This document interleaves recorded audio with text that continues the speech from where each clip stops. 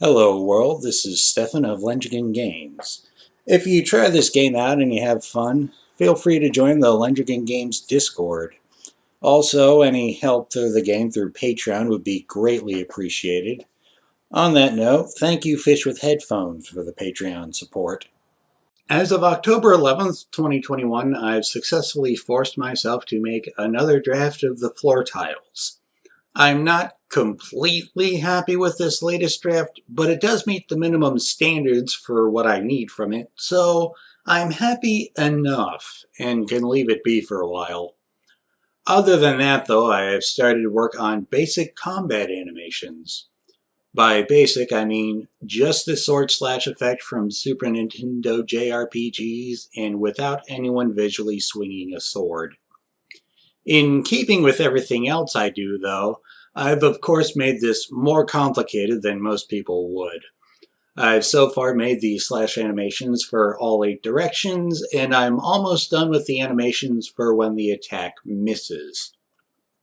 Once I finish those, I need to then move on to the knife stab effects, because the Hagibis is for poking, not slashing.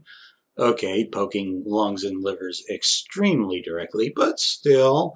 Anyway, after that, there's one last kind of attack that the game rewards you for not using, but it needs to be there because early enemies use it. Defense effects will be quicker because the shield pop-up doesn't need to be 8 directions, and showing no damage taken is doable with just 1 frame. On a contextual note, all of the animations are completely placeholder and will get scrapped as soon as actual animations get made. However, I have a couple major reasons for doing this hack job now. The first one is visual feedback. The number one complaint has been that all of the action happens only in text. Since I actually doubt I'll get my preferred animations done this year, I want to have something happen on screen while I'm making those.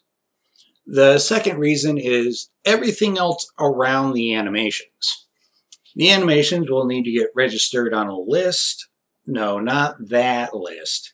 That list won't be relevant until after I put out modding tools.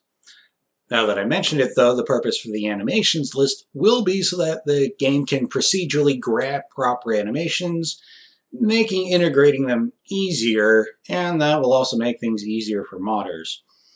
There are other aspects of coding around animations, but I hope this gave you some idea of the long-term effects of putting in placeholder animations now.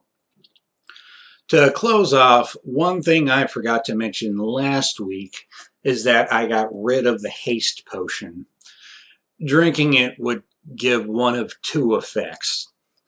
The intended one is that the player character speeds up. The unintended one is that time stops completely for him. As it stands, haste is too much of a hassle to get working properly until I put in the clock and make all actions take some time. For that reason, I have removed the potion. Really, I have replaced it with a useless potion.